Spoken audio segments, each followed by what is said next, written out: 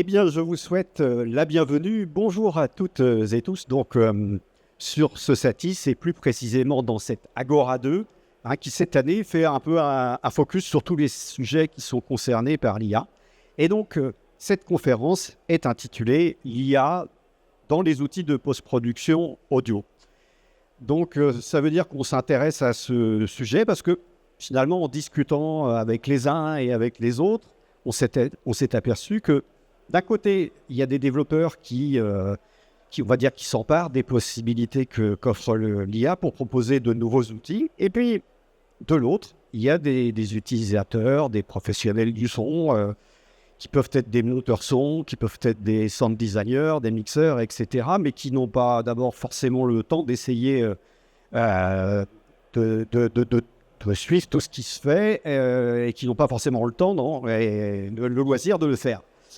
Alors pourquoi ? Parce que d'abord, ça peut aller assez vite, parce que c'est vrai que les nouveautés sont parfois produites par des acteurs nouveaux qui sont inconnus dans le secteur de l'édition des logiciels audio. Et puis, il y a aussi des nouveautés qui peuvent facilement passer sous les radars de ce fait-là. Et puis, à l'opposé, vous avez des outils à base d'IA qui sont par contre plus faciles à trouver parce qu'ils sont directement inclus dans les stations audio. Et c'est le cas, par exemple, de Pro Tools, qui de version en version s'enrichit progressivement de fonctions qui utilisent l'IA. Pour évoquer tous ces sujets, avec moi autour de la table ronde, à mes côtés, je vous présente Antoine Martin. Antoine est responsable de l'entité HAL. HAL qui est devenu au fil du temps le département R&D de Polisson. Et donc ce département a la charge de développer des outils dont le besoin est exprimé par les équipes qui interviennent régulièrement chez Polisson. Et à ses côtés, on retrouve Pascal Villars. Pascal est monteur son et il suit tous ces développements avec attention et il utilise déjà l'IA dans certains cas et il nous expliquera. Il nous parlera notamment de son travail sur une production française à gros budget. J'en dis pas plus pour l'instant. On garde le suspense pour la suite. À ses côtés, nous avons Thibaut. Thibaut Noireau est sound designer et il est également développeur pour HAL, donc le département R&D de Polisson. Alors, Antoine et Thibaut, tous les deux, travaillent en ce moment sur un nouveau plugin de création sonore qui s'appelle Morphosis. C'est ça. Alors, le produit n'est pas finalisé, mais je pense qu'on pourra peut-être écouter un petit peu ce dont il est capable. Et puis, comme Antoine et Thibaut maintiennent aussi une activité de veille technologique sur ces outils, justement, à base d'IA, ils vont pouvoir passer en revue pour nous les différentes possibilités de ces outils qui peuvent être utilisés par les professionnels de la post-production son dans des tâches assez différentes. On le reverra, mais ça pourrait être pour, aider dans la gestion ou l'utilisation des sonothèques, pour peut-être accélérer des opérations répétitives ou encore pour créer des sons, alors là, complètement inédits, ce genre de choses. Et puis, à l'extrémité de cette table ronde, nous avons Jacques Di Giovanni. Donc, Jacques, tu es aujourd'hui responsable de 44.1. 44.1 qui a rejoint le groupe CTM assez récemment. Alors, déjà, merci à tous les quatre d'avoir accepté mon invitation. Et je me disais qu'on pourrait peut-être démarrer par toi, Jacques. Je crois qu'en analysant un peu les dernières versions de Pro Tools, tu as vu qu'il y avait de l'IA pour certaines fonctionnalités. Est-ce que tu peux nous en dire un petit peu plus ? Alors oui, dans Pro Tools, il y a essentiellement un module IA qui est intégré à l'application, qui est l'outil Transcript. Donc c'est du speech to text. Donc on utilise un moteur qui s'appelle Whispers. Donc c'est assez répandu, c'est assez classique, mais ce qui est intéressant, c'est la manière dont c'est implémenté dans le soft. Donc grosso modo, pour ceux qui ne l'ont jamais utilisé, qu'est-ce que c'est que l'outil Transcript ? C'est qu'on va extraire du texte à partir d'un fichier audio, tout simplement. Et ça peut paraître banal comme ça, mais ça fait gagner énormément de temps quand on fait un montage, parce qu'on n'a plus besoin de passer et repasser, faire plusieurs écoutes des fichiers, mais on va plutôt aller chercher un mot, faire des recherches sur un mot, faire des sélections de mots pour faire des découpes. Donc voilà, ça fait gagner un temps précieux à l'édition. Et voilà, donc ça c'est l'outil de Transcript. Et dernièrement, en fait, c'est un outil qui a été implémenté dans Pro Tools. C'était à l'IBC, l'annonce a été l'IBC l'an dernier. Et depuis, en fait, il y a eu pas mal de fonctionnalités qui ont été rajoutées. Les dernières qui sont les plus importantes, c'est la possibilité d'éditer directement la transcription, parce que voilà, souvent, la transcription n'est pas bien faite. On peut forcer la transcription dans certaines langues, mais parfois, on a besoin de retoucher. Et effectivement, on nous a demandé de pouvoir sélectionner un mot et de le changer, tout simplement. D'autres fonctionnalités aussi, c'est déjà dans l'édition, on peut éditer directement depuis les formes d'ondes. On peut éditer depuis le workspace. Non pas depuis le workspace, mais plutôt depuis la fenêtre transcript. D'autres fonctionnalités aussi, c'est de pouvoir faire un transcript directement depuis la clip list de Pro Tools ou depuis le workspace. Ce qui est important pour le workspace, c'est que finalement, on va pouvoir sélectionner des dossiers où il y a des rushs, où on ne va pas faire du transcript au fur et à mesure. On va sélectionner tout le fichier, on va processer pour avoir une transcription fidèle du fichier pour pouvoir commencer à travailler. Et une fonctionnalité qui était plutôt très attendue, qui ne nous parle pas trop aujourd'hui en France, parce que c'est quelque chose qui n'est pas très utilisé, ou du moins très, très peu, c'est l'ADR. C'est ce qui va servir au doublage. Donc, ce qui est intéressant avec le transcript dans Pro Tools, c'est qu'on va pouvoir sélectionner une zone, un texte, et l'envoyer directement dans une application QPro qui fonctionne de concert avec Pro Tools, qui va afficher le transcript directement sur la vidéo, qui va faciliter les opérations de doublage par les comédiens. Donc, voilà. Donc, disons que dans QPro aujourd'hui, comme je disais, c'était quelque chose qui n'est pas très utilisé en France. Bon, il y a quelques studios qui l'utilisent. Mais on est très fidèle à un outil en France qui s'appelle la bande Rhythmo. Et c'est vrai que c'est quelque chose qui commence à s'exporter à l'étranger. Et il y a des outils français qui existent. D'ailleurs, juste un petit aparté. Des outils qui permettent de faire de la détection de respiration, de pause, de labial. Il y a un outil d'ailleurs qui a gagné l'an dernier le prix de l'innovation, qui est une ça s'appelle Nina. Donc ça fait de la détection, ça fait de l'adaptation, ça fait du sous-titrage, pas mal de choses comme ça. Donc et tout ça petit à petit va fonctionner de concert avec des outils comme Pro Tools, dans le but de faire progresser, de pouvoir travailler beaucoup plus rapidement. Ok. Merci déjà pour ce petit tour d'horizon. Et alors, je me tourne vers toi, Antoine. Alors, qu'est-ce que vous avez pu découvrir dans votre veille techno ? Alors, déjà, si tu me permets, Benoît, j'ai une petite question pour toi, Jacques. J'ai vu dans Pro Tools aussi qu'il y avait de l'IA dans d'autres choses que du speech-to-text, et notamment avec l'intégration de SoundFlow. Je ne sais pas si tu peux nous en dire un peu plus. J'ai vu ça hier et ça a l'air plutôt pas mal. Ça vient de sortir. Ah oui. Bon, en fait, c'est tout simplement la possibilité d'aller chercher des macros directement. C'est un moteur de recherche, en fait, SoundFlow. Donc, ça va questionner forcément une base de données qui est externe. Et là, on arrive sur les problèmes de sécurité parce que toujours avec... quand on fait de l'audio, quand on travaille sur des projets, c'est toujours un petit peu compliqué d'ouvrir les ports sur l'extérieur parce que ça implique des failles de sécurité, etc. Ça ne va pas répondre à la certification TPN. Donc, dans ces cas de figure, par exemple, pour un SoundFlow, pour d'autres logiciels, on va pouvoir, par exemple, mettre des serveurs sur des proxys, ouvrir des ports dédiés pour pouvoir limiter les accès. Mais oui, SoundFlow, en fait, est intégré directement aujourd'hui dans Pro Tools. C'est livré avec une version light. On peut très bien acheter une version un petit peu plus complète. Et voilà. D'accord, ok, merci. Mais pour ce qui est intelligence artificielle, c'est essentiellement des moteurs de recherche. Ok. Très bien. Et donc, oui, je vais répondre à ta question. Là, l'idée de cette conférence aussi aujourd'hui, cette table ronde, c'est aussi de vous faire un petit état des lieux des outils IA qui sont aujourd'hui utilisés en post-production audio.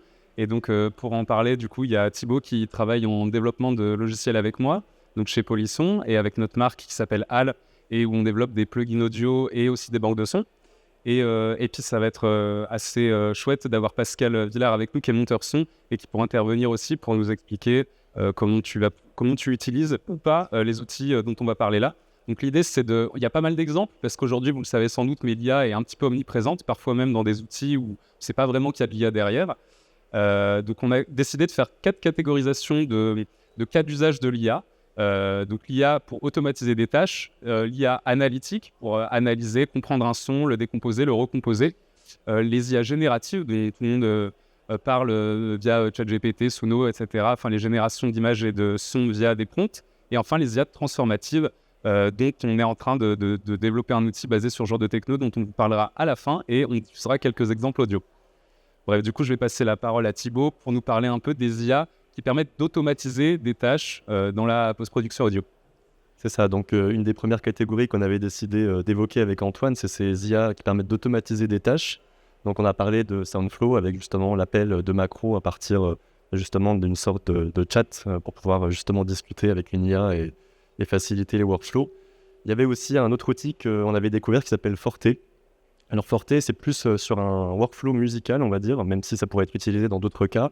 C'est un outil qui va venir justement vous trier vos stems, alors que ce soit des stems musicaux, par exemple des batteries, des instruments de musique, des voix. Ça va venir justement les présélectionner, vous en faire une sorte de pré-tri pour pouvoir vous créer un peu la session en quelques instants, donc avec pareil un routing de bus automatique. Donc c'est des outils qui sont relativement intéressants et voilà. D'ailleurs, avec une hommage de piste aussi. Absolument, ouais, tout à fait. Et pour Forte, je peux préciser, par exemple, c'est le genre d'outil qui va préparer une session Pro Tools, une session Logic Pro, ou en fait, peu importe le logiciel que vous utilisez. Et ça fait, on va dire, une forme de travail d'assistant, on va dire, assez rapidement sur des tâches répétitives. En fait, l'IA est assez performante pour analyser des tâches qu'on aura fait 1000 fois.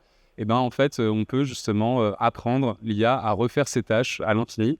Donc ça, on va dire que c'est des outils plutôt pratiques, étant donné que ça permet de faire des tâches qui, par ailleurs, sont très rébarbatives et répétitives. La préparation de session, c'est quelque chose que, quand on fait du mixage musique, par exemple, il faut faire à chaque nouveau mix. Donc ça peut être plutôt sympa d'avoir ce genre d'outil. Et dans la même perspective, on a aussi DX Assist, qui est un peu dans le même typologie, en tout cas, de logiciel, qui permet, en tout cas, à partir d'une perche, pouvoir prédécouper tous les sons de HF. Par exemple, pour du montage direct au cinéma, voilà, on est souvent confronté à déjà essayer de trier et nettoyer toutes ces prises. Et là, il y a un peu une sorte de préparation de la session à partir donc, de ce genre d'outil, qui peut permettre en tout cas d'accélérer finalement les workflows. Pour autant, voilà, c'est pas magique toujours. Il y a toujours peut-être des erreurs qui peuvent arriver. Pour autant, ça reste quand même des outils à surveiller de très près, qui peuvent permettre en tout cas de faire avancer nos habitudes. Et peut-être aussi une dernière chose dont je voulais parler, c'est aussi qu'il y a quand même pas mal de personnes qui commencent à justement s'intéresser de plus en plus au développement, au code, qui ne sont pas forcément développeurs eux-mêmes et qui cherchent à améliorer le workflow de leur vie de tous les jours. Donc par exemple des monteurs son, des monteuses images, peu importe, des gens qui vont vouloir s'intéresser un peu à comment je pourrais améliorer mon workflow en utilisant justement ChatGPT ou plein d'autres outils du genre. Et il y a vraiment en tout cas une sorte d'effervescence de tout ça ces derniers temps. C'est un petit peu ce que j'évoquais tout à l'heure, c'est qu'on a l'impression que depuis qu'il y a l'IA, il y a des nouveaux acteurs qui arrivent et qui naissent, d'où cette difficulté de se tenir à jour. Comment ça se fait? Est-ce que c'est plus facile de développer ou est-ce que c'est l'IA qui donne de nouvelles idées? Je dirais que c'est plus facile de mettre en exercice une idée qu'on aurait via ces outils-là. En fait, c'est beaucoup plus facile de pouvoir s'aider de ces outils-là pour imaginer vraiment ce qu'on a dans notre tête alors qu'on n'est pas développeur. Ça, c'est effectivement quelque chose qui n'était pas possible du tout avant. Et le passage d'une idée à sa confection est beaucoup plus réduit qu'à présent. Et c'est vrai qu'on se rend compte qu'il y a aussi une part importante d'open source. Je parle notamment de GitHub, qui est une sorte d'immense librairie de plein de codes open source dans différents domaines et différents sujets.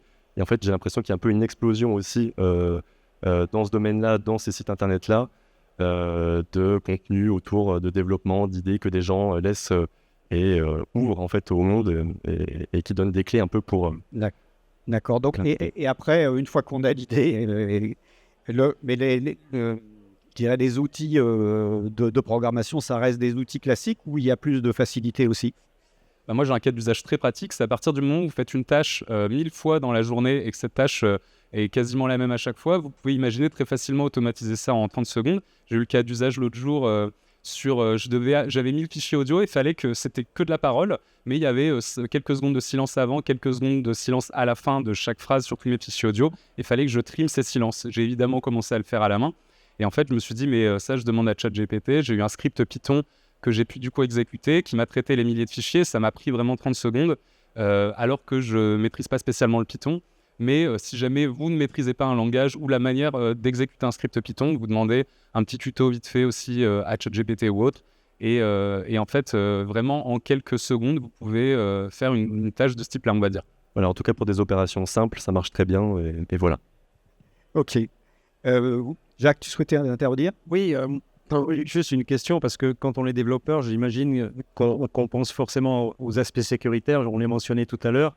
Aujourd'hui, comment ça se passe quand on développe un plugin? Est-ce qu'on embed une IA qui est pré-entraînée en fait, dans le logiciel, ou est-ce qu'on a quand même l'obligation, pour des tâches un peu plus avancées, d'aller chercher ailleurs, en fait, sur la toile, comme tu le mentionnais, par exemple un chat GPT, pour pouvoir affiner quelques réglages? Comment ça se passe le process de développement Je vais laisser Thibaut répondre, mais évidemment, on ne va pas filer tout notre code source à ChatGPT pour demander des corrections, ça c'est sûr, mais ça peut être intéressant d'utiliser des outils comme Copilot, qui sont des outils d'assistant au script, qui peuvent justement fournir des aides sur des portions de code spécifiques. Pour parler un peu aussi des inventions françaises, il y a aussi des modèles de langage de programmation qui peuvent être utilisés en local, qui s'appellent j'ai oublié le nom. Un fameux, on le mettra en Alex. Qui est un modèle en tout cas qui peut être utilisé pour justement faire de la complétion de code. Si jamais on peut l'utiliser en local, donc pas besoin de connexion internet ou quoi que ce soit, pas besoin de passer par un serveur distance, et des modèles qu'on télécharge sur leur site, qu'on peut ensuite installer sur notre éditeur, notre IDE, que ce soit VS Code, que ce soit n'importe quoi. On l'installe et en fait voilà, c'est comme Copilot, on peut lui poser des questions et ensuite il vient nous dire en fait peut-être que je mettrais ça plutôt à cet endroit-là, et nous faire soit des recommandations, soit des corrections, soit plein de choses. C'est plutôt dans cet esprit-là aujourd'hui qu'on utilise voilà, ces IA qui nous permettent en tout cas d'accélérer l'écriture d'un code en développement. Voilà. Ok. Alors, donc là, on était dans l'automatisation des tâches répétitives. Est-ce qu'il y a d'autres... Bien sûr, ça, c'était pas le plus drôle, on va dire, l'automatisation des tâches répétitives. Les workflows, c'est vrai que c'est pas marrant, et c'est justement en ça que l'IA peut être intéressante, c'est pour accélérer les trucs pas marrants. Après, évidemment, sur la partie plus post-production audio réellement, là, je vais parler plus de ce qu'on appelle les IA, on va dire, analytiques, qui permettent de comprendre ce que c'est qu'un son, de pouvoir séparer des sources sonores entre elles. Et là, il y a pas mal d'outils qui existent. Et l'IA a permis, en fait, de faire des progrès sur ce genre d'algorithmes-là qui ont été assez spectaculaires depuis 2-3 ans. Donc, je vais commencer avec une première typologie d'outils, c'est les outils de séparation de sources. Donc, séparer des sources sonores à partir, on a un enregistrement mono ou stéréo, et on va pouvoir déterminer que si c'est de la musique, par exemple, ici il y a de la basse, ici il y a de la batterie, ici il y a de la voix, et séparer tout ça. On peut aussi, dans une bande-son de film, séparer les dialogues, les isoler, des ambiances, des effets sonores. Donc il y a pas mal d'outils qui existent pour faire ça, je pense que c'était quelques-uns. Évidemment, Isotope RX. Pour de la musique, il y aura aussi Vocal Remover ou Lala AI. Et ces outils-là, moi, c'est la première fois que j'en ai vraiment entendu parler, c'était sur la série Get Back de Peter Jackson sur les Beatles, qui est sortie il y a 3-4 ans maintenant, même peut-être plus, où justement, à partir des bandes mono des Beatles des années 60, ils avaient pu comme ça séparer tous les instruments et remixer, remasteriser. Et donc là, il y avait un vrai intérêt créatif et qualitatif, on va dire, de ce genre d'utilisation-là. Et si vous êtes, par exemple, musicien amateur et que vous voulez faire un remix de n'importe quel morceau aujourd'hui avec Vocal Remover, vous prenez le morceau en stéréo, vous avez les stems, et ça vous permet de faire un remix, ou même pour de la musique de film, si on a une chanson dans un film qui est, comme toutes les chansons, quasiment en stéréo, maintenant on va pouvoir faire un remix 5.1 ou Dolby Atmos, puisqu'on va pouvoir dire je vais mettre la section de cordes un peu derrière, un peu autour, la voix bien au centre, etc. Donc ça permet de faire de l'upmixing, on va dire, d'une manière assez nouvelle, je pense. Oui, ou pour, dans l'exemple d'un film que j'ai fait il y a 2-3 ans pour Amazon, Awa de Maïmouna Doucouré, la séquence d'ouverture, c'est un mariage malien avec une grande chanteuse, et elle avait décidé de changer le texte de la chanson, sauf qu'il y avait tous les musiciens qui avaient joué sur le plateau. Donc on a utilisé RX avec le module de musique rebalance pour éliminer la voix de la chanteuse. Donc ça a permis de garder la performance de tous les musiciens. Tout était enregistré en même temps et on a juste refait la voix avec la même chanteuse mais le nouveau texte. qui a été adapté à la dramaturgie. On n'a pas eu à réenregistrer tous les instruments et ça a marché. Donc oui, c'est vrai que sur le thème du démixage, il y a pas mal de solutions. Je crois que chez Steinberg, il y a des choses aussi. Je pense aussi moi j'ai testé récemment, mais pour le loisir, inclus dans Logic Pro d'Apple, c'est assez performant. Enfin, c'est une facilité. Maintenant, ce genre d'outil est extrêmement populaire. Il y a ça dans Logic Pro de manière native, dans Ableton Live. Pas encore dans Pro Tools, malheureusement. Mais voilà, il y a déjà ce qu'on appelle des outils de destem, c'est-à-dire séparation des sources qui existent. Et là, j'ai vu aussi hier qu'il y a un truc qui s'appelle Project Clean Take chez Adobe, qui permet, à partir d'une prise de son mono, de séparer toutes les composantes. Donc en fait, on fait juste décompose. Et par exemple, si on a, dans l'exemple qui citait, il y avait un intervieweur et puis on entend les cloches de village un peu au loin qui viennent polluer la prise de son, et bien avec l'outil décompose, on a d'un coup la voix, les cloches de village, le chien qui aboie, l'ambiance du fond sonore, etc. qui sont décomposés. Ensuite, on peut réajuster les niveaux sonores comme ça, ce qui permet de faire du nettoyage, par exemple, sur de la voix de manière assez rapide et plutôt très qualitative maintenant. D'ailleurs, j'ai retrouvé le nom, c'est Code Astral de Mistral AI qui ont fait le chat aussi. Voilà. Cocorico. Et donc toujours dans les IA analytiques, il y a aussi des IA qui permettent d'analyser pas seulement ce qui compose un enregistrement audio, mais comment est la qualité, on va dire, de cet enregistrement. Et donc, on va pouvoir faire de la détection de clipping, de bruit parasite, de bruit de bouche ou de bruit de frottement de micro-cravate. Et avec cette détection automatique, évidemment, d'enlever tous ces bruits en un clic. Donc là, tous ceux qui travaillent dans le son connaissent évidemment Isotope RX, mais en fait, des outils d'amélioration de la voix, maintenant, il y en a vraiment un paquet, qui sont pour la plupart maintenant basés sur justement de l'IA. Oui. Alors, j'ai une question. Parce qu'en fait, j'ai parcouru un petit peu tous les outils qui font de la restauration, du nettoyage, etc. On se rend compte que, bon, RX était une référence au départ. Il y a des acteurs qui arrivent comme Accentize qui font du nettoyage également, mais on se rend compte que finalement, tout ne peut pas être fait dans un seul et même soft, en fait. On se rend compte qu'on a besoin de plusieurs petits outils séparés pour arriver, parce que il y a certains plugins qui font les choses très très bien, il y en a d'autres qui les font beaucoup mieux, et donc on a encore besoin aujourd'hui en post-production d'avoir plusieurs outils à portée de main pour pouvoir réaliser un travail. Par exemple, pour Revive dans Accentize, il serait très bien reconnaître quand il y a un bruit de fond, on va dire une fondamentale avec quelques harmoniques, il arrive très bien à isoler le truc et garder uniquement la voix. En revanche, quand il y a des bruits et des sons un petit peu plus complexes, on entend tout de suite les artefacts. Et il faut passer dans un autre outil. Je regardais le Waves là dernièrement, qui est le Voice Clarity VX, qui lui le fait vraiment très très bien sur des outils très complexes. Donc finalement, même si on est aidé par des outils à base d'intelligence artificielle, on se rend compte que même comme à l'époque, quand Isotope n'était pas encore là, on était obligé d'utiliser pas mal de petits outils pour arriver à un résultat qui était convaincant. Bah, Pascal, tu me contredis. Oui, c'est ce que j'allais dire. Mais peut-être. En fait, on n'utilise jamais qu'une seule typologie d'outils pour arriver à fabriquer la bande-son d'un film. On utilise plein d'outils, plein d'algorithmes différents. On utilise déjà, c'est souvent quand même basé sur de la performance des comédiens, des bruiteurs, des bruiteuses, etc. Et ensuite, on utilise des logiciels avec plein de typologies d'outils pour retravailler les sons et fabriquer la bande-son finale. C'est tout IA, ça serait complètement fou d'imaginer une bande-son de film comme ça. Déjà parce que tous les logiciels basés sur de l'IA sont basés sur un entraînement spécifique. Par exemple, Clarity ou Hush sont basés ils sont très très forts sur l'isolation de la parole. Par contre, si vous l'utilisez, dire j'aimerais isoler un autre truc qui n'est pas de la parole, c'est pas entraîné pour ça. Donc ce sera moins performant. Et à côté de ça, vous avez par exemple développé par Boom Librairie un truc qui s'appelle Daybird, qui est entraîné à reconnaître des oiseaux, qui va vous enlever de manière très performante des oiseaux dans un son. Mais en fait, c'est parce que ça a été entraîné pour ça. On n'a pas encore entraîné une IA généraliste à analyser toutes les problématiques de son qui sont extrêmement nombreuses. Donc vous avez des séparateurs de stem, tel module qui sert pour de la voix, tel module qui est pour de la musique, mais le nombre de tâches qu'on a à faire pour une bande son est beaucoup plus grand que ça, et je pense qu'il va y avoir de plus en plus de logiciels ou de modules dans des familles de logiciels comme RX ou d'autres acteurs qui auront des modules entraînés pour des tâches spécifiques et qui seront très, très performants parce qu'ils seront spécialisés là-dedans. On n'a pas encore fait le tour de tout ce qu'on peut faire avec et des apprentissages qui sont extrêmement longs et parce qu'il faut fabriquer des datasets pour entraîner à telle tâche et avant d'obtenir un bon résultat. Mais quand on a un bon résultat sur tel type de tâche, ça marche du feu de Dieu, comme c'est la parole. Mais la base, en gros, en son, comme par hasard, on a commencé par le traitement de la voix et la musique. Et le reste, ça attendra. Mais c'est normal, c'est les ordres de priorité.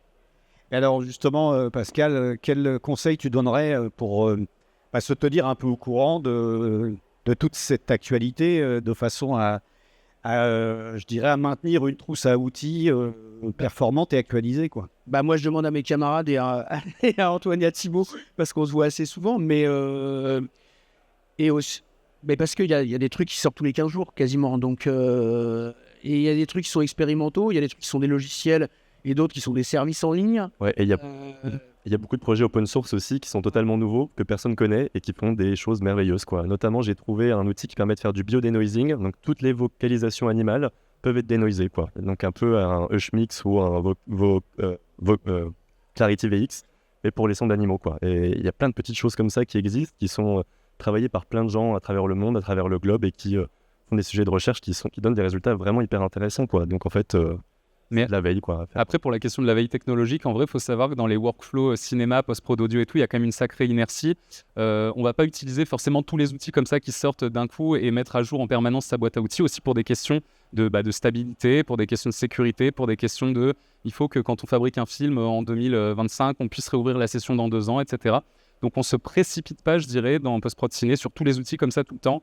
Il y a un petit côté geek quand même un peu parfois sur nos types de profils, mais... on attend que l'outil soit... par exemple, Clarity de Wave, c'est un peu le premier outil vraiment basé sur l'IA que j'ai vu apparaître il y a 3 ans maintenant. Et tout le monde en a parlé assez rapidement. On a dit, OK, c'est stable et ça fait quelque chose de bien, donc il a été adopté. Mais j'ai l'impression qu'il y a quand même une petite inertie. Alors qu'en musique, par exemple, on va très vite plus geeker, aller adopter des nouveaux outils comme ça. Mais en cinéma, c'est un peu plus stable, on va dire. Je sais pas ce que t'en dis, Pascal. Je suis assez d'accord, mais c'est plus des trucs de mes et de mes connaissances des utilisateurs, parce que c'est quand on a un problème spécifique qu'on n'arrive pas à résoudre qu'on cherche un truc. Mais si on a une méthode qui marchait jusque-là, jusqu'à preuve du contraire, c'est juste si on nous fait la démo que ça le fait plus vite et qu'en fait c'est automatisé et que ça donne un bon résultat, on va l'adopter très vite. Mais il faudra que vous fassiez la démo. C'est toujours le même truc. Ok, je propose qu'on avance un petit peu effectivement dans les autres catégories, parce que j'ai l'impression qu'il y a de quoi faire. Il y a de quoi faire. Toujours dans les IA analytiques, on en a déjà parlé avec Jacques il y a quelques instants, c'est les outils qui vont faire du speech to text, donc de l'analyse du contenu du langage dans une prise de son pour le transcrire en texte. Et ça, c'est évidemment très utile pour les gens qui font du montage des sons directs du film, du montage parole. Donc là, il y a des outils évidemment comme Whisper, Descript ou encore Kraken. Et évidemment, l'outil de speech to text intégré à Pro Tools. Donc ça, en quoi ça change la donne, et c'est très utile pour les gens qui font du montage parole, c'est qu'on peut faire de l'analyse de rush. Et par exemple, on a une prise où le comédien, admettons, ou la comédienne dit le mot voiture. On se dit c'est pas la bonne interprétation, où il y a un problème technique, le micro HF frotte ou que sais-je. Et on peut chercher le mot voiture et toutes les occurrences du mot voiture dans l'intégralité des rushs du film, grâce aux outils dont je viens de parler. Et ensuite, aller remplacer le mot voiture dans notre rush par une autre prise. Donc ça, c'est évidemment un gain de temps qui est assez ouf sur une tâche plutôt fastidieuse, on va dire. Et ensuite, et enfin, dans l'analyse du contenu audio, donc il y a évidemment l'analyse de sémantique, l'analyse du langage, mais il y a aussi l'analyse du contenu qui n'est pas du langage, donc les sons type bruitage, effets sonores. Et il y a un outil de database, de gestion de sonothèque qui s'appelle Orion, qui vient de sortir. Donc pour ceux qui font de la post-prod audio, vous voyez sûrement SoundMiner ou SoundList, ce genre d'outils qui permettent de rassembler tous les sons qui sont contenus dans notre sonothèque et qu'on va monter sur un film. Orion, c'est ce type d'outil-là et fonctionne par similarité audio. C'est-à-dire, j'ai par exemple un bruit de chenille de tank qui passe et je dis, trouve dans ma sonothèque tous les sons qui ressemblent à cette chenille de tank. Mais il va me sortir un son qui peut être un rugissement de lion, ou tous les sons similaires en fait. Et ça, c'est une manière très intéressante de chercher dans nos bases de données qui, quand on est monteur son, on a des dizaines de milliers de sons. Et avant des outils comme Orion, on cherchait par sémantique. Donc on tape une recherche type chenille de tank.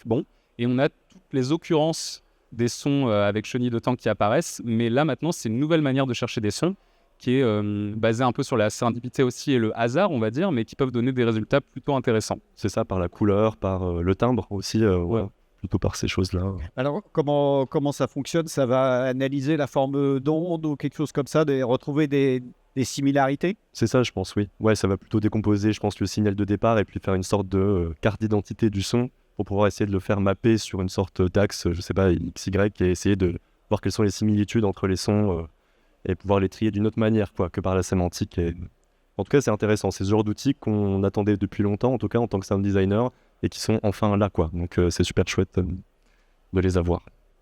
Et toujours dans les outils qui permettent de comprendre, entre guillemets, le contenu sonore d'un enregistrement, il y a des outils comme Chameleon, qui est une reverb développée par Accentize, qui permet de reproduire en fait la reverb qui est contenue dans n'importe quel enregistrement. Donc vous avez un enregistrement, on entend quelqu'un qui parle dans une cathédrale, vous pouvez faire learn, et ensuite ce plugin de reverb génère une reverb similaire à celle qu'il a interprétée dans l'audio que vous lui avez donné. Et ensuite cette reverb de cathédrale qui est générée, c'est une reverb logicielle, vous pouvez l'appliquer sur n'importe quel son. Donc ça c'est très pratique évidemment pour par exemple intégrer du doublage, des post-synchronisations et faire matcher ça avec la couleur du son direct du film. Et c'est une reverb qui est algorithmique ou C'est une reverb algorithmique, mais la partie IA, c'est pour en gros venir piloter les paramètres de cette reverb algorithmique et faire un paramétrage, un preset en fait, qui correspond à la reverb qu'on lui a donnée en entrée. Voilà, Thibaut, je te laisse continuer sur les IA génératives qui là sont peut-être un peu plus populaires. C'est ça, bon, on va peut-être pas non plus en parler très très longtemps parce que je pense que la plupart des personnes ici les connaissent, mais en tout cas oui, on a beaucoup d'IA génératives, c'est ce qu'on entend parler le plus. Je parle de Suno, je parle d'Audio, je parle d'Eleven Labs. Suno, pour les personnes qui ne connaîtraient pas, c'est un outil qui permet de pouvoir générer de la musique, soit par prompt, donc prompt textuel, soit par input audio, donc c'est-à-dire qu'on va donner un audio et il va y avoir un phénomène qu'on appelle de continuation ou de complétion, qui est le fait de continuer en fait la musique qui s'est arrêtée à un certain stade pour faire la suite. Donc ça se base en fait sur ce qui s'est passé avant, donc qu'est-ce qui existait dans la musique précédemment pour pouvoir concevoir et imaginer la suite à partir de modèles entraînés sur pas mal de sources sonores. Je vais pas forcément parler... Oui, vas-y, je t'en prie. Je tiens quand même à préciser que Suno, c'est le genre d'outil vraiment qu'on déteste, je tiens vraiment à le dire. C'est des outils hyper douteux qui sont basés sur de l'entraînement en gros, de tout le catalogue Spotify au mépris total du droit d'auteur. Donc ça, que ce soit bien clair, c'est un peu le démon, ce genre d'outil. Il y a des articles qui parlent en tout cas que c'est pas mal pillé sur YouTube, en tout cas, voilà, qui sont en train d'être traduits en justice. Enfin voilà, c'est pas ce genre d'outil complètement éthique. Donc on n'est pas en train de vous recommander d'utiliser ce genre d'outil, on est vraiment sur un état de l'art, un état des lieux de ce qui existe et de ce qui est permis. Mais ce genre d'outil de génération de musique automatique peut quand même avoir un intérêt en cinéma. Par exemple, si on veut, je sais pas Pascal, faire un boom boom, on est dans une séquence de film et le voisin écoute de la techno, on n'a pas de musique forcément libre de droit sous la main, on veut générer un truc rapidement, peut-être que ça peut sauver un peu la mise si on veut générer une musique techno 15 secondes. J'ai pas eu l'occasion de le faire, mais évidemment oui, avant on utilisait des librairies de musique, qu'on disait musicomètre ou musique de stock, où il y avait tout à fait ce genre de choses, mais qui étaient composées par des gens. Et donc on retombe sur le même truc. Qui étaient composés par des gens du coup qui touchaient des droits d'auteur. Des droits standardisés, mais voilà. Donc c'est quand même de l'appropriation de travail, quoi. Ouais. Ok, oui, donc là on voit, c'est pas forcément peut-être le plus intéressant. Non, parce que comme Antoine et Thibault le disent, tous ces logiciels en ligne sont entraînés avec du pillage de données de toute la musique qui s'est fait avant. Ce sera la même chose en littérature, en image ou en son, et que ça c'est pas bordé du tout. Voilà. Et d'ailleurs aussi, ce qui est important de souligner, c'est que c'est des outils qui fonctionnent toujours en ligne. En fait, les données qu'on envoie dans ces services-là, on ne sait pas ce qu'elles deviennent surtout. Voilà. C'est-à-dire qu'aujourd'hui, des alternatives locales, il n'y en a quasiment pas, voire pas du tout, dans ce genre de milieu, domaine, en tout cas de la génération de musique. Voilà, faut faire attention aussi. Et justement, c'est peut-être le moment d'aborder un aspect important qui est la sécurisation des données. Oui, Jacques, si tu veux peut-être rebondir sur ce sujet, parce que je crois que c'est une demande quand même, une préoccupation qu'on a dans le monde du cinéma et dans le monde des majors.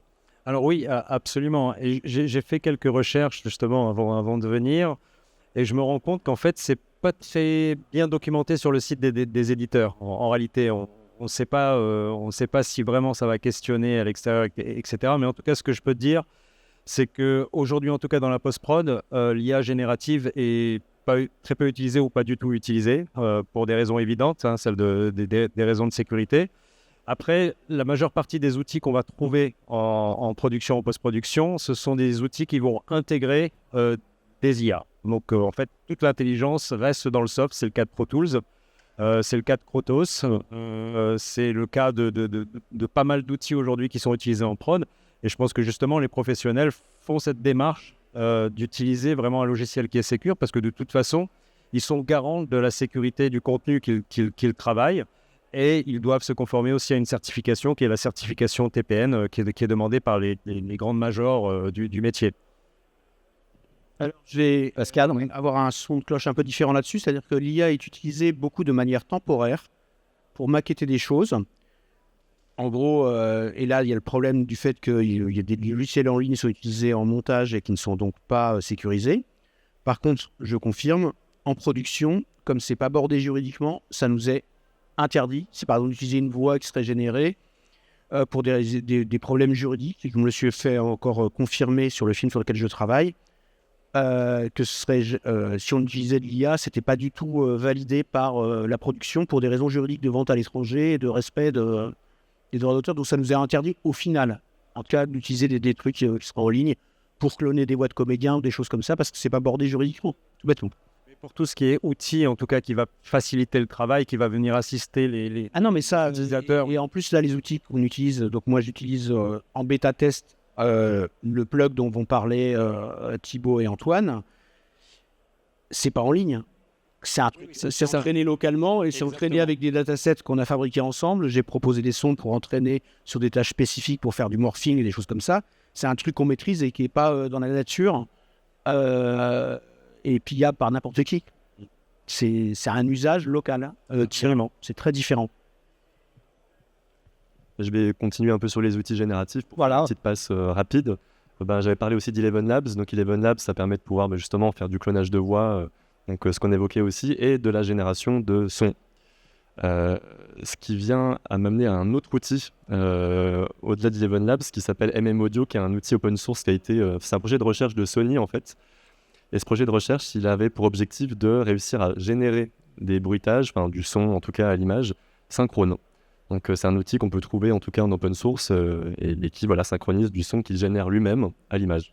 Et c'est assez bluffant. Donc très simplement une idée comme ça, vous avez un bloc de glace que vous cherchez à piquer, vous tapez un prompt en indiquant quel type de son vous voulez avoir et il va venir tout de suite le générer et puis le placer au bon endroit par rapport à la vidéo avec un outil qui s'appelle Synchronicity. Et c'est des choses en fait qu'on retrouve aussi maintenant chez Google VO et toutes les dernières déclinaisons qui permettent de générer tout aussi bien de l'image que du son synchrone avec du lip sync, etc. Voilà, c'est les mêmes types de technologies. Donc là, on est vraiment dans du ultra génératif qui vient absolument tout faire. Voilà. Et je pense que ce genre d'outil a vraiment pas bonne presse au sein du milieu de la post-production audio, où on préfère faire les choses de manière encore la plus finalement quasi entre guillemets artisanale possible. Et en fait, les outils qui génèrent tout seuls à partir de l'image vont peut-être utiliser sur du flux où il faut aller très vite, ou peut-être faut pondre 20 minutes ou 30 minutes de bande son par jour. Évidemment que ce genre d'outil va permettre un gain de temps. Par contre, sur des films, on prend le temps de faire 3 minutes de montage son et de son design par jour. Là, évidemment que je ne sais pas si on va utiliser ce genre d'outil. Ben non, en tout cas pas pour l'instant, parce que la qualité audio est quand même pas très au rendez-vous. Tout bêtement parce que pour des raisons de droit, c'est entraîné sur des vidéos YouTube. Donc en fait, ça vous donne la qualité de ce sur quoi vous les avez entraînés. Moi, toutes les fois où j'ai tapé des prompts pour créer, je parle de son, je parle pas de voix, j'ai eu des trucs, ça faisait ce que ça disait dans le prompt, mais c'était moche. Va me faire un bon feuille avec des petites bourrasques, machin, ok, ça faisait ce qui était dans le texte. Hein. Par contre, je l'aurais pas monté, parce que la qualité audio était pourrie, mais en même temps, parce que ça a été entraîné pas sur des sons de qualité à la base, puisque on retombe sur le dataset de base sur lequel a été entraîné. Et comme leur premier marché la plupart des acteurs, c'est les vidéos YouTube, c'est des choses de qualité moyenne, ça le fait. C'est pareil pour l'image en fait. Ça, c'est un cadre un peu plus général. C'est pas centré sur le cinéma. Enfin, Eleven Labs, ça vient pas non plus travailler que pour le cinéma. Comme Suno d'ailleurs, c'est un peu flou tout ça. Et peut-être pour là, je passe un petit peu les autres exemples, mais je vais parler de ConfUI, qui est une autre solution open source, qui est un petit peu le DaVinci Resolve de l'IA, qui est un peu le Max MSP aussi de l'IA, qui est une sorte de grande fenêtre qui permet d'ajouter des nodes qui vont faire des opérations.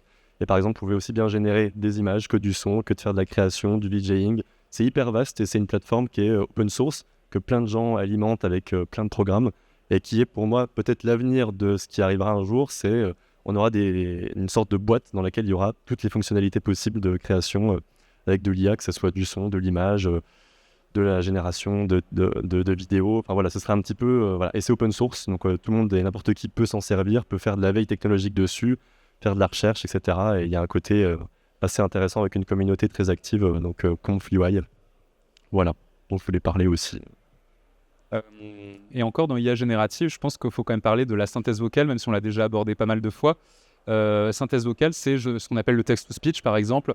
Je vais taper un texte et selon un profil de voix que je sélectionne, un homme, une femme, vieux, jeune, etc., on va pouvoir générer du texte. Et là, les IA ont progressé dernièrement sur l'expressivité, parce que c'est évidemment ça qui manquait. Donc, comme disait Pascal, il y avait la qualité, parce qu'évidemment, les voix n'étaient pas entraînées sur des datasets de qualité professionnelle, cinéma, etc.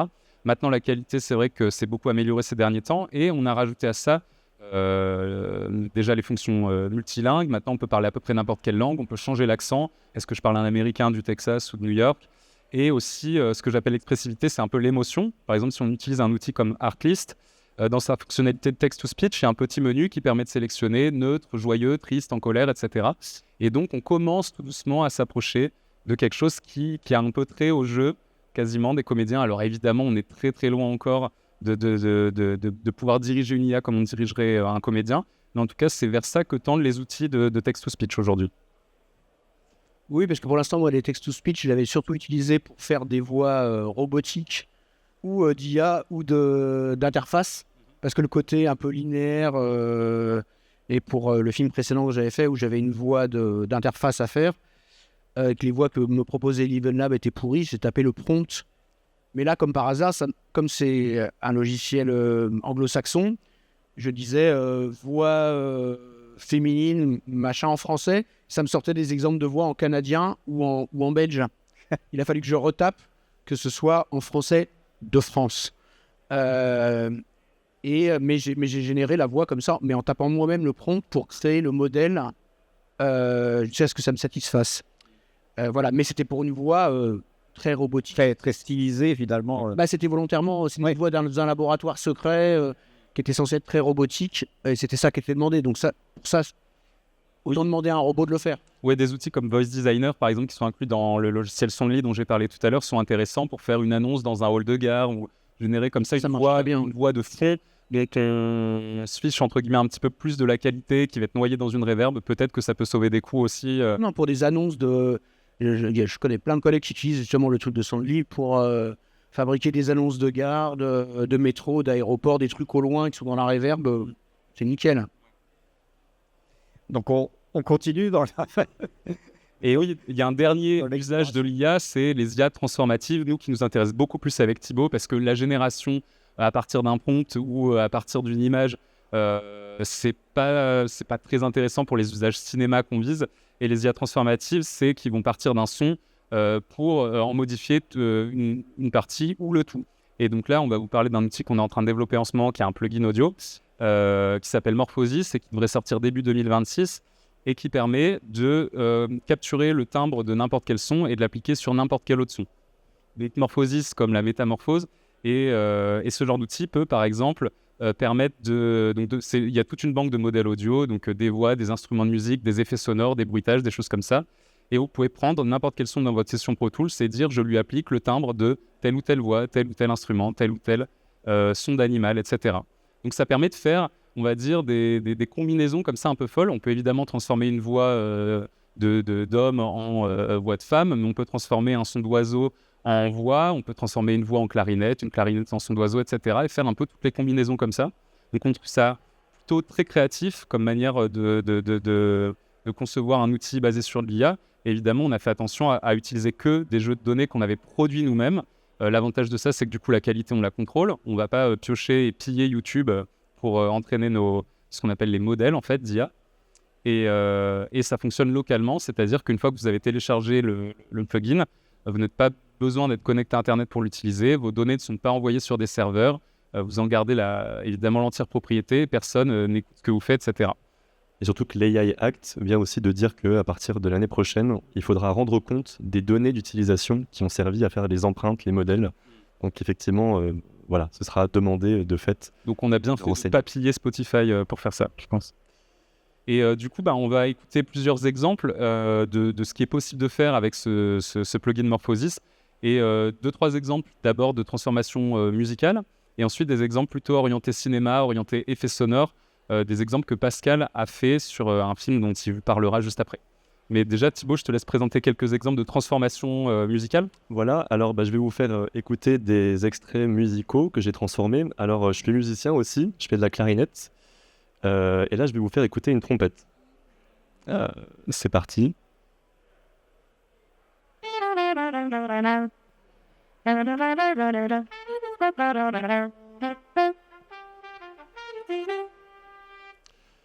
Cette trompette, je me suis dit, tiens, je vais peut-être essayer de faire la même chose avec ma clarinette.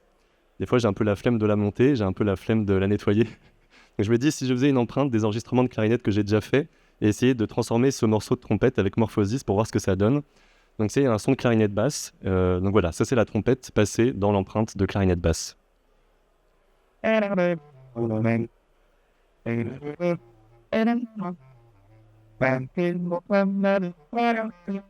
À l'octave du dessus, pareil.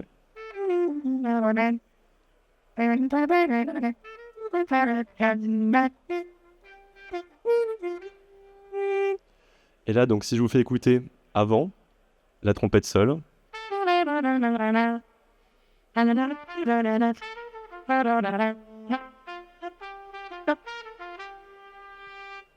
Et cette fois-ci, le tout ensemble.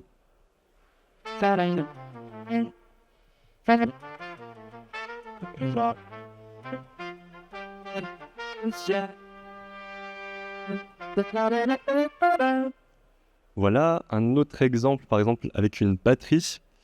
Donc là, c'est une ligne de batterie, très simple.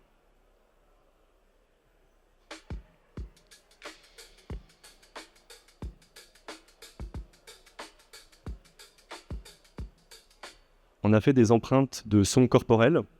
Donc j'ai fait passer cette batterie dans cette empreinte de son corporel avec Morphosis. C'est moi qui tape sur mon torse, tout simplement.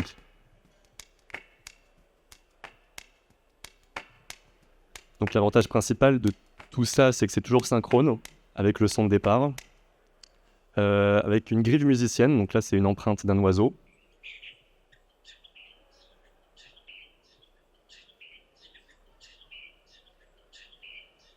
Et on peut aussi transformer cette batterie en autre instrument comme un tambourin.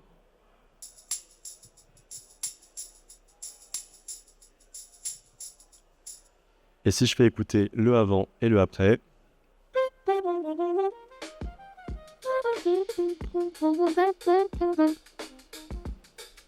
après,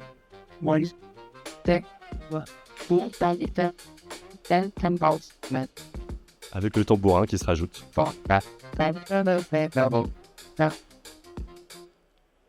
Donc ça, comme a dit Thibaut, ce qui est vachement bien, c'est que vous êtes dans Pro Tools, vous avez votre clip audio de batterie, vous pouvez le dupliquer sur plusieurs pistes en dessous, faire différents essais de timbres, superposer, remixer ensemble, venir texturer un son, le transformer complètement, et surtout, moi ce que je trouve vraiment sympa, c'est de faire des combinaisons un peu improbables, genre faire chanter un oiseau, une grive, vraiment dans le même rythme que la batterie d'origine par exemple. Et tout ça se fait assez rapidement, c'est-à-dire qu'on clique juste sur le clip, on a le plugin qui est ouvert, on fait render, on attend quelques secondes et on obtient directement le résultat. Un dernier exemple, toujours avec une batterie. Transformé en oiseau. Donc là, c'est un troglodyte mignon. Avec ma voix qui chuchote en ASMR.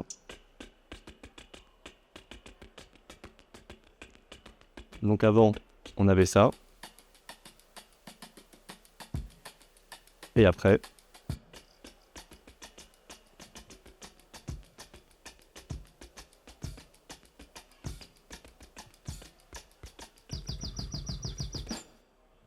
voilà. Merci. Bah, merci beaucoup. Et maintenant, on va parler d'un cas plus spécifique cinéma. Donc, Pascal, est-ce que tu peux nous dire, ou est-ce que c'est secret, sur quel film tu travailles en ce moment? Non, actuellement, je travaille sur les 2 films sur De Gaulle d'Antonin Broderie, le réalisateur du Chant du Loup, qui est donc un grand film en 2 époques sur De Gaulle pendant la guerre, avec de très nombreuses séquences de guerre, genre la bataille de Bir Hakeim, le désastre de Mers el-Kébir, ou la libération de Paris, ou ce genre de choses, avec beaucoup de choses vraiment tournées, d'autres qui sont en synthèse mais réalistes. Et évidemment, il y a des scènes très spectaculaires de guerre, et les vrais sons, comme par exemple des tanks. En fait, un tank, c'est pas si spectaculaire que ça, le son d'un tank qui roule. En gros, c'est un gros diesel, ça fait à peu près le même bruit qu'un tracteur. Bon, les chenilles, si on a la prise de son, le clac-clac-clac des chenilles, c'est un peu plus spectaculaire. Mais quand vous avez une demi-heure de bataille de tank à faire, on va très très vite s'ennuyer.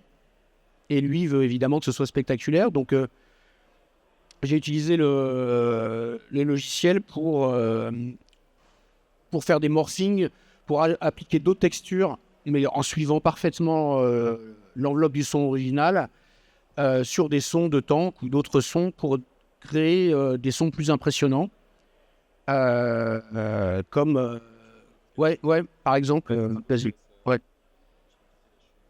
Donc, on va écouter la chenille du tank, qui est le son original.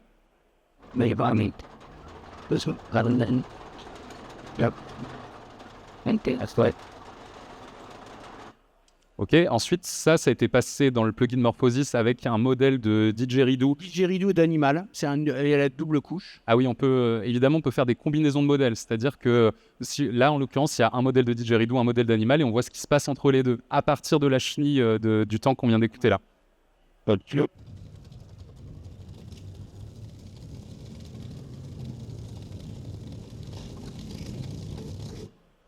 Donc ça, c'est juste le morphing lui-même. Et maintenant, on va écouter la somme des deux.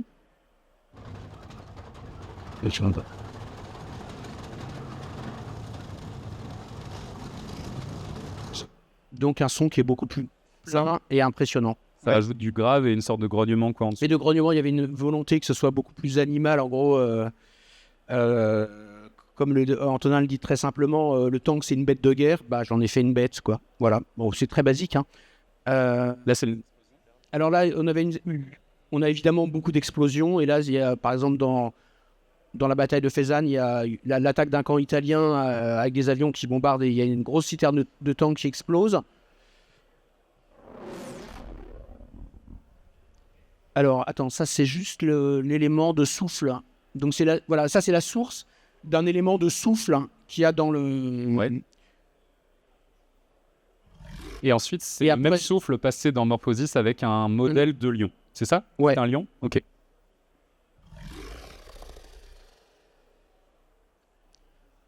Et du coup, si on écoute les deux en même temps? Alors là, c'est les deux en même temps avec... Il y a d'autres... Là, il y a d'autres layers dedans. Mais en gros, ça fait ça. Et après, ce qu'on peut écouter, c'était les passages d'avion, parce que là, c'est très simple. Toujours dans la même séquence d'attaque du camp italien. Ouais. Il y a évidemment l'avion qui bombarde la citerne et les soldats italiens. Donc, on a l'original. Donc, ça, c'est un passage d'avion que j'ai enregistré. Ouais. Le morphite, où j'ai rajouté un animal, et la somme des deux.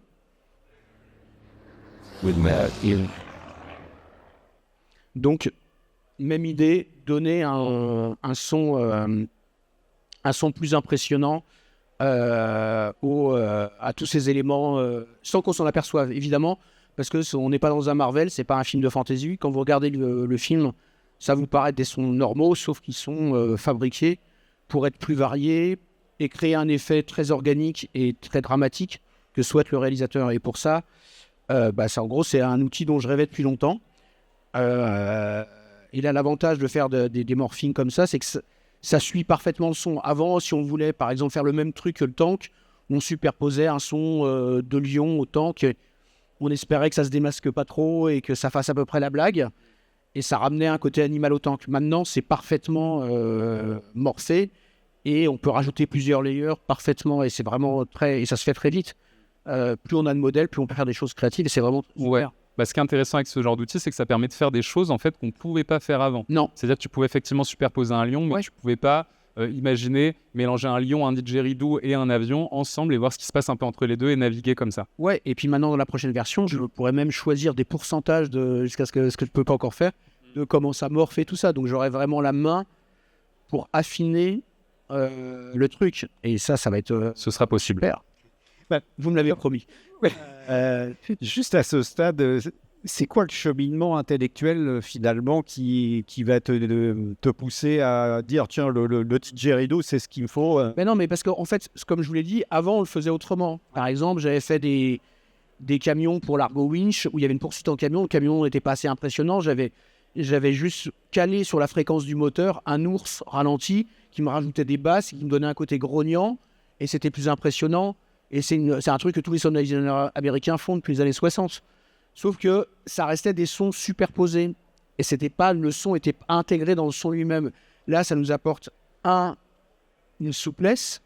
Et surtout, ça suit parfaitement le truc. L'autre, il fallait éditer son par son. Moi, j'avais fait des hélicos renforcés comme ça, où j'avais rajouté, calé sur le battement du moteur des pom-pom-pom que j'avais fait avec autre chose, pour rajouter un côté menaçant aux pales d'hélicoptère. Mais j'étais obligé de les éditer, de les caler quand ça changeait de tempo, et c'était à la mano. Maintenant, je lui donnerais un modèle de trucs métalliques et je vais lui dire vas-y, tu morphes ça et ça va me faire un layer qui va suivre parfaitement le son original en rajoutant les composantes métalliques ou de basse ou par rapport au modèle que j'aurais fourni, et ça va sonner et ça va le faire en suivant le détimbrage du son qui s'en va dans le lointain. Avant, il fallait que je le fasse en niveau, en l'envoyant dans une reverb. Et il y a des grosses gouttes de sueur et ça me prenait 3 heures pour faire un truc que là je fais en 30 secondes. Mais les principes de cheminement sont les cheminements qui existaient déjà. D'analogie. On est toujours dans les trucs de. Sauf que plus j'aurai modèle, plus j'aurai de souplesse, parce que je me dis, il me manque telle fréquence dans tel son. Et si j'essayais tel modèle de son aigu qui me rajouterait ce truc-là, j'essaye. Ouais, c'est bien. Et voilà, je l'ajoute. Ouais, donc c'est un peu comme un peintre qui a. Ah ben oui, non, mais moi, franchement, c'est un outil. Je pensais pas qu'on le ferait avec de l'IA. Mais moi, au début, j'imaginais, j'en parlais à Antoine et à Thibaut il y a des années, j'aimerais un truc où je peux aller prendre un machin d'un son et le coller, mais juste un bout de fréquence, parce que il manque ça, et j'aime ça dans ces sons-là, vas-y. Et colle là, en gros, une espèce de Photoshop du son, mais je pensais pas que ça passerait par de l'IA, je pensais que ça passerait par de l'analyse spectrale, de pouvoir, en gros, prendre un truc, le coller, et c'est différent, la manière d'y arriver, mais maintenant on y arrive, et c'est hyper cool. Et ce qui est en tout cas assez intéressant aussi, c'est qu'on peut tester une infinité de choses en un temps assez réduit, quoi. C'est-à-dire que plus on a d'empreintes qui sont déjà préétablies, plus on a la possibilité de faire plein de choses très différentes. Et ça, c'est des choses qu'on ne pouvait pas vraiment faire avant dans un esprit d'accélération. Oui, et d'ailleurs là, avec pas sur De Gaulle, mais sur le film précédent que j'ai fait, qui est un film qui n'est pas encore sorti, qui est un film à très budget où j'avais qui s'appelle Kima, et qui est un film avec une créature qui n'est composée que de sons. Donc on a fait donc en gros c'est une créature sonore qui ne se manifeste que par les vibrations. Donc j'avais à un moment, elle se réfugie dans un transformateur électrique, et j'avais un transformateur électrique à faire parler, par exemple, qui vibrait en fonction du son, qui parle, qui fait des bruits. Après ça passait dans du verre, ça passait dans des différentes textures. Donc on a fait justement des modèles avec Thibaut, où je donnais les sons auxquels je pensais, que je voulais mapper soit sur ma propre parole, parce qu'en gros, c'est moi qui fabriquais beaucoup des inputs de la créature. Et après, on essayait, le plug n'existait pas, mais on a entraîné des modèles avec des paquets de sons que j'avais sélectionnés par rapport aux résultats que j'espérais que ça donnerait. Des fois, ça donnait des bons résultats, des fois, c'était de la merde. Mais on a quand même pu faire des trucs hyper bien en ayant justement fabriqué l'outil dont on avait besoin. Et les modèles dont on avait besoin pour une tâche spécifique. Par exemple, je veux faire un modèle de métal vibrant pour quand elle est dans le tableau électrique, ou un modèle de cristal à un moment, à la fin, elle est enfermée dans une espèce de piège de cristal par des méchants. Et il fallait que ce soit la même chose, mais avec une impression dans la voix ou dans la créature de cristal qui vibre. Donc on a fabriqué des modèles de cristal avec des sons que j'avais sélectionnés. Et Thibaut a fait un modèle, et après on a fait des essais pour que ça marche. Donc on a créé les outils et les modèles pour des tâches spécifiques. Et ça, c'est vraiment super. C'est un outil créatif. c'est pas le diable. Bah, écoutez, je vois que c'est là une conférence qui est vraiment passionnante. On voit qu'il y a des choses qui sont positives, qui sont enthousiasmantes, qui vont dans le sens de la créativité, d'autres qui sont moins enthousiasmantes. Mais en tout cas, merci à vous quatre, encore une fois. Merci beaucoup. Et je pense qu'encore une fois, on peut vous applaudir. Ouais.